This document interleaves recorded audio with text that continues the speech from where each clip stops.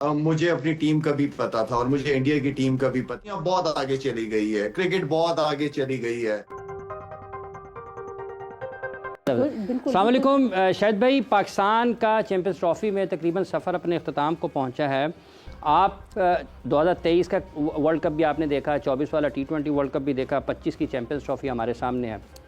क्या एहसासात हैं आपके और कितनी तकलीफ़ हुई आज के मैच के नतीजे से आपको?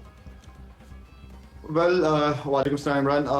मायूसी तो है और लेकिन मुझे अपनी टीम का भी पता था और मुझे इंडिया की टीम का भी पता था। देखें इमरान, अगर आप 2025 के अंदर 1980 और 1990 की क्रिकेट खेलेंगे, उस माइंडसेट से खेलेंगे, तो आप रिजल्ट हासिल नहीं कर सकते। दुनिया बहुत आगे चली गई है, क्रिकेट बहुत आगे चली गई है। मेरे ख्याल में 2017 के बाद आप जितने भी ट्रॉफीज आई हैं, बड़ी बड़ी एशिया कप्स वगैरह, T20 वगैरह, सारे हमारी क्या अचीवमेंट है। हम हमेशा तैयारियों की बात करते हैं, हमें ये तो पता नहीं होता कि हमारा ओपनर कौन होगा। हमारी सिलेक्शन ये है कि हमें हमें अपनी कंडीशन में हमें ये नहीं पता कि हमारी कंडीशन में स्पिनर्स ज्यादा खेलेंगे कि फास्ट बॉलर। आज अगर इंडिया के स्पिनर्स ने किए तो 5 तो इंडिया के स्पिनर्स ने आउट किए हैं। हमारा एक ही रेगुलर बॉलर, जहां पे आपने मैच को चेंज करना था, हमारे पास स्पिनर्स नहीं थे, हमारे पास अटैकिंग फील्ड नहीं थी। मैं ग्राउंड में देख रहा था कि इंडिया के बॉलर्स जो थे वो उनके स्पिनर्स थे। उन्होंने सर्कल में मिड ऑन या मिड ऑफ को फील्डर कभी कभार ले लेते थे अटैक करने के लिए। तो आप कैच भी छोड़ रहे हो, फिर आप तो आई मीन कि इस तरह तो जीत या इस तरह तो क्रिकेट नहीं होती। क्रिकेट को तो आपने आई मीन कि आप बैटिंग स्टैंडर्ड्स हमारे चेक करें, हम किस माइंडसेट के साथ बैटिंग कर रहे हैं यार। आप वर्ल्ड क्लास टीम के साथ खेल रहे हो, आपका अटैक आपका डिफेंस है। आपको अगर जीतना है तो आपको अटैक करना पड़ेगा बड़ी टीम के खिलाफ। अब पॉजिटिव खेलना पड़ेगा। बार बार कह रहे, जो लड़का खेल जाता है, जैसे सऊद शकील की बात करता हूं यार, सऊद शकील आप अभी मोहम्मद रिजवान आउट हुआ है यार, आप गेम को लंबा लेके चलो। हम अभी तक एक विराट कोहली को कंट्रोल नहीं कर सके, जो कि रिटायरमेंट के करीब करीब है, हम उसको रन नहीं रोक पा रहे अभी तक। तो आई मीन गलतियां बैटिंग, बॉलिंग, फील्डिंग तीनों में गलतियां हैं। जिस तरह मैंने शुरू में कहा था कि जितनी भी टीम है वो सारी तैयारियों के साथ आई हुई है। अब आपके पास किसी भी बैटिंग, बॉलिंग, फील्डिंग जिसमें भी आप गलती करोगे, आप एक्सपोज हो जाओगे, दूसरी टीम आपके ऊपर हावी हो जाएगी।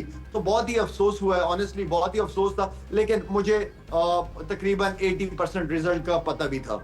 लाला, आपने सऊद की बात की, बट रिजवान और सऊद की जो पार्टनरशिप शुरू हुई थी, उसमें जहां रिजवान ने विकेट गंवाई, जिस पॉइंट पे अभी आपका एक कैच ड्रॉप हुआ है और बच गए आपको एक मौका मिला, फिर से एक दफ़ा आपको फिर से मौका मिला, मगर उसके बावजूद आप अगली जो आने वाली बॉल थी उस पर फोकस ही नहीं कर सके। There was nothing.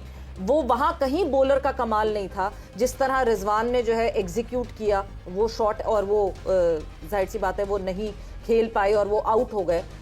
Mohammad Rizwan के ऊपर भी तो बहुत सारी जिम्मेदारी बनती है, वो कप्तान है, he needs to lead from front. बिल्कुल बिल्कुल सही कह रही है सवेरा। मैं तो हमेशा कप्तान की एग्जांपल देता हूं कि वो फ्रंट से लीड करता है टीम को। रिजवान और सऊद में से एक को लंबा जाना ही था अगर आपने अच्छा टोटल करना था। तो आई मीन के बैटिंग बहुत बड़ी बड़ी गलतियां की हमने मेरे ख्याल में गेम को उन्होंने ऑनेस्टली उनको तो ये पता था कि सारे डॉट बॉल्स ही खेले जा रहे हैं, रन भी नहीं। 3 की एवरेज से तो हम रन कर रहे थे। आप शुरू के पावर प्ले में अगर आप देखें हमने क्या रन किए हैं, ठीक है, आप विकेट भी गंवा रहे हो और पावर प्ले को यूटिलाइज भी नहीं कर रहे होते हो, तो जाहिर बात है जब आप नहीं कर रहे हो तो सामने वाली टीम तो हावी होगी आपके ऊपर। आप जब तक स्ट्राइक रोटेट नहीं करोगे, आप बॉलरों के ऊपर प्रेशर नहीं डाल सकते। हम वही वाली बात है कि 80s 90s वाले माइंडसेट से खेलोगे तो आप क्या रिजल्ट निकालोगे 2025 में। शाहिद भाई, कितने के रन आपके ख्याल में कम किए पाकिस्तान ने, और कितने होते तो पाकिस्तान के पास ज्यादा बेहतर चांस हो सकता था? यार आप देखो, ठीक है, ये पाकिस्तान वाली पिच नहीं थी, दुबई वाली। मेरे जहन में ये था कि 280 275 280 जो है ना वो अच्छा टोटल होता है इसके ऊपर, और अर्ली ऑन आप 1-2 आउट करते, प्रेशर आप इनके ऊपर आ जाता। लेकिन मेरे ख्याल में फिर साथ में जो अपॉर्चुनिटी भी मिस करते हो, जो कैचेस की करते हो, वो भी आपको लेट डाउन कर देती है। तो आई थिंक हमने रन की कम किए हैं। यूसुफ, 270 280 रन हो सकते थे, हमें दिख रहे थे होते हुए। हमने जब न्यूजीलैंड के खिलाफ मैच खेला 27 ओवर डॉट खेले, हमने जब इंडिया के खिलाफ मैच खेला 25 ओवर डॉट खेले, यानी हम तो 50% ऑफ द मैच खेल ही नहीं रहे हैं।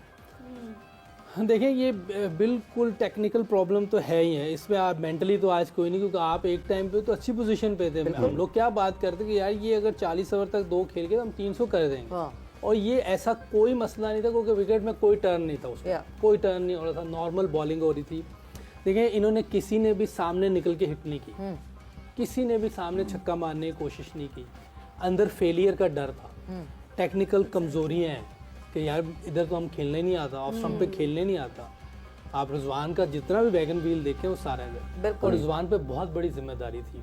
और मैं समझता हूँ कि डिजास्टर इनिंग खेली उसने, जिस तरह की क्रिकेट उसने खेली, रिजवान ने डिजास्टर इनिंग्स खेली, डिजास्टर इनिंग खेली, बहुत ही मायूस कौन इनिंग थी ये। और जब आपने इतनी डॉट खेलने के बाद अब आप सेट हो गए हैं जी, तो अब तो टीम को लेके जाना था। जैसे शेर आयर उनका खेल रहा था, वो स्लो खेल रहा था, लेकिन बाद में उसने देखे 80 प्लस स्ट्राइक रेट से खेला है वो, कोहली से उसने प्रेशर हटाया। हमें इधर सीनियर प्लेयर था रिजवान, और काफ़ी अरसे से क्रिकेट खेल रहा है, ओपनिंग भी करता रहा है, इसके लिए तो आइडियल सिचुएशन थी कि वो निकाल के ले जाता पूरा मैच। जब आप ऑफ साइड पे नहीं खेल सकते ना, वन साइडेड प्लेयर होते हैं, आप फंस जाएंगे। और रिजवान का मेरा ख्याल ये प्रॉब्लम है कि ऑफ साइड पे वो इतना अच्छा नहीं खेलता, ना सामने इतना अच्छा खेल पाता, उसकी सारी शॉट्स ऑन साइड पे हैं। तो अब इनको काम करना चाहिए, नहीं किया।